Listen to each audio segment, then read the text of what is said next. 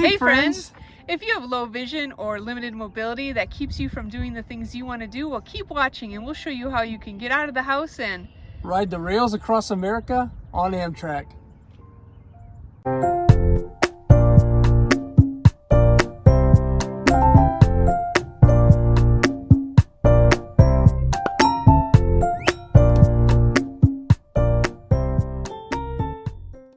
First of all, I want to give a shout out to two Facebook groups, the Friends of the California Zephyr and the Amtrak Train Travel Group.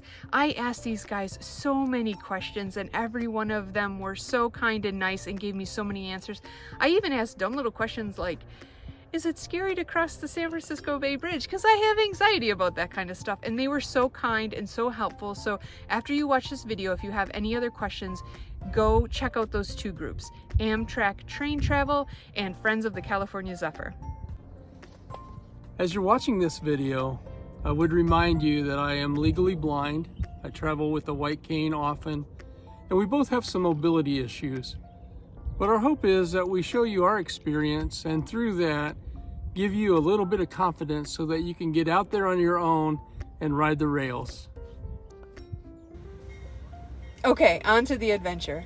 We plan to take the California Zephyr from Chicago to San Francisco and back. This is known as the most scenic train in the US. Now we live in Wisconsin, so we drove to the closest metro station in Illinois and took a commuter train into Chicago. That meant we had to walk a couple of blocks to get to Union Station. And I would say that rolling a suitcase and walking with a blind man did make me feel like a bit of a target in downtown Chicago, but we made it safely. One thing that's important to keep in mind is that not all train stations are created equal. There are some very large ones and there are some mid-sized ones that have something called red cap service. If they have it, I highly recommend that you take advantage of it. It's a free service that helps the blind and disabled, those with mobility issues. Now, frankly, in Chicago, it was down a big flight of stairs and on the bottom floor and a little bit hard to find. But once we found it, it was a fantastic experience. They will give you pre-boarding privileges. They will put you in a buggy and take you right to your train. They'll make sure that you get on the right train car, in the right section of the train car, and just really roll out the red carpet to make sure that you have a pleasant experience. There's no charge for that service, but I highly recommend that you give them a small tip to show your appreciation. Our initial plan was to ride in coach the whole trip, but as you know, life does not always work out according to plan. Stay tuned and you'll see what happened. We booked the lower level coach because we knew that the bathrooms were just a very short distance from our seats, maybe about 20 feet away or so, which was perfect for William, not having to go upstairs or downstairs to find a restroom. There are 12 seats in lower level coach, and there's a handicap accessible row. We did, for a while, ride with a lady who used a wheelchair.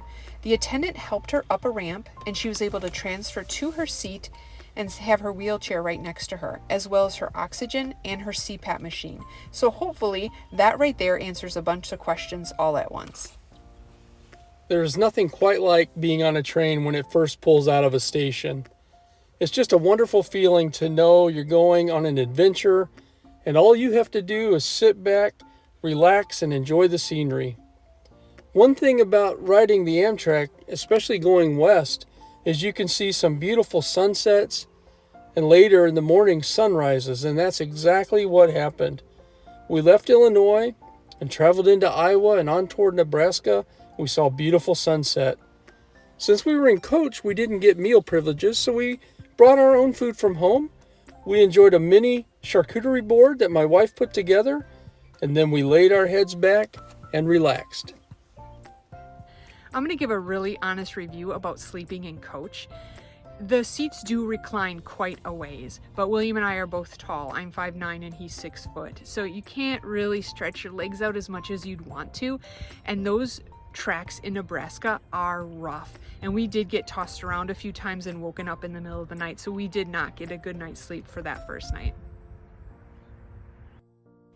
We woke up to a beautiful sunrise and had an hour to spend at the Denver train station. We were able to get some nice hot coffee and a real restaurant meal to go. While we were at the Denver train station one morning, I went to get coffee and I went by myself. Sarah was waiting to get some breakfast for us at a little cafe they had. So I took my stick across the terminal and safely going, stand in line at this coffee shop, and the guy behind me says, "Can you tell me how far it is to the counter?" And I turned around to look to tell him I was legally blind, and he was carrying a white stick, and oddly enough, he too was legally blind. And we had the best conversation. It was wonderful to meet a new friend, and just made the experience a little more fun. The views as you leave Denver on the Amtrak heading west are just incredible. They can hardly be described. They're so beautiful. And it's hour after hour after hour of beautiful scenery, to the point that the observation car gets a little crowded, so they limit your time up there. But in our case, we stayed below, and we met a wonderful lady who sat next to us. She was taking the train home from Denver, and we were able to pass the time talking with her as we rode. And just as she got off in Grand Junction, we met a nice gentleman getting on. After talking a bit, I found out that he's one of the admins for the Friends of the California Zephyr Facebook group. We had a good time talking, and he was really knowledgeable about all the landscapes. It was a really great time. One really great thing about train travel is that you can meet some really wonderful people and have some great conversations. Another thing about train travel, though, is you're together in a small area for a long time, so you really get to know each other. And there are some people that have some, let's just say, troublesome habits. We had one couple that liked to lay on the floor a lot, to the point where the conductor would tell them they can't do that. They need to not be on the floor. But every night when the lights went off, they were laying on the floor across the aisle. You can imagine how difficult that was for me to maneuver in the evening when I needed to go to the restroom. And that man found out too when I stepped on him a time or two. The morning of day 3 brought more beauty and lots of snow. I went to the cafe car, which was up one set of stairs, through a coach train and into the observation car, and then down a flight of stairs. I brought back delicious hot coffee and cinnamon coffee cake. If you are on the Amtrak train, get the cinnamon coffee cake. It is delicious. As we headed into California and through Donner's Pass, we started to get into some trouble. Now, if you read history, you'll discover that we're not the only people that have ever been in trouble in Donner's Pass, but that's a story for another time. After sitting on the track for 2 hours with snow all around us as high as the windows of our train, we finally started moving. We later found out that we were the last California Zephyr to go down that track for the next 10 days. But while we were delayed, Amtrak served us some Dinty Moore beef stew, as they are known to do. We ended up getting to San Francisco about 3 hours later than expected. If you'd like to know more about our adventures in San Francisco, please check our channel for those videos. And on a side note, I'm going to show you 2 items that we found to be very helpful on the train. The first one of those are these no-rinse wash towels. If you're staying in coach and you don't have access to a shower, these are great for cleaning up. And also, if you worry about the train swaying a little or making you feel a little queasy, these Dramamine ginger chews are great. I use these on the train and the ferry, and they work very well. I got both of these items from Amazon. Okay, let's talk about our trip home. The day before we were going to leave San Francisco, I got a voicemail and an email from Amtrak. Our train was canceled. Now we're 2,000 miles away from home with no vehicle. I personally hate to fly, so I didn't know what our options were going to be. I called Amtrak and was able to talk to a wonderful lady. She set us up on 2 separate trains to get home. We ended up taking the Coast Starlight up the Northern California, and then the Empire Builder across the upper U.S., and then down the Mississippi to Chicago. Because we knew this was going to be a lot longer ride, we decided to book a roomette on the Empire Builder. We finally boarded the Coast Starlight around 10:30 p.m., but when we got on the train, all of the lights were off, so we just stayed quiet and snuggled in for a good night's sleep. When we woke up in the morning, we saw beautiful views, and we enjoyed that as we rode the 18 hours that it took for us to get to Portland. It was 18 hours, but it didn't seem like 18 hours. It was a nice, pleasant, beautiful ride. Having upgraded to a roomette, we got to wait in the Portland Lounge, which was great because our next train was delayed by over 3 hours. Because of it, we were fed a nice little supper and all the snacks we could eat.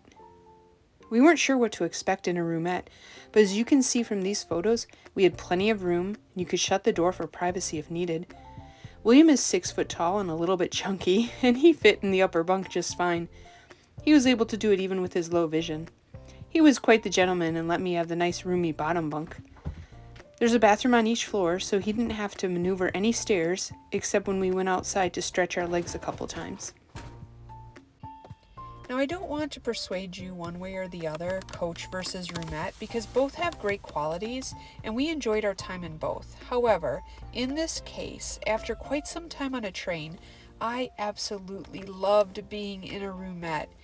We had the best attendant, David. He was fantastic. Because of William's vision loss, he told us that he would be bringing all of our meals right to our room, so for the next 48 hours, our only job was to sit back, relax, look out the window at the beautiful views, get served delicious meals, and spend time with each other, and that's exactly what we did. We like to rate everything in our videos on a scale of 1 to 10 with the following 3 categories: accessibility, interest, and overall experience. Honey, what would you rate your Amtrak experience? Well, the Amtrak attendants and the red caps are so amazing that it scores really high on accessibility. And the 3 trains we took had spectacular views, so this rate's really high on interest. But because of the unpredictability, I score this a little bit lower. I would give it an overall 8 out of 10. And I'm going to rate mine a little bit lower at 7 out of 10 based on my experience as a blind man. Like Sarah said, the red cap service and the attendants were absolutely wonderful. But there are some things that you have to be cautious of, particularly if you're blind. For one, when you get to certain platforms, they are not flat against the ground when you disembark from the train. And so they put a tiny step stool next to the open side of the train. Now, in all fairness, they do assist you in getting down if you would like that, and I often took advantage of that. But that's not to say I wasn't a little panicky making that first step down. I would also say that as a person going by myself to the restroom at night, the train can sway a little bit. And so I would rock a little bit as I walked, and I already do that being a little unsteady as a blind man. Finally, I would say on the accessibility piece that for me, it was tough to maneuver around some of the people when the train was so dark. Well, that's it for today's adventure. We're sure glad you joined us, and we hope you'll join us again. We hope that this video has given you the confidence to try your own rail travels. You'll be glad you did, and I'm sure you'll love it. We appreciate your feedback. We love your comments. We love your questions. We'd love to hear your concerns. Put them in the comments section below. Don't forget to like and subscribe, and we'll see you on the next adventure.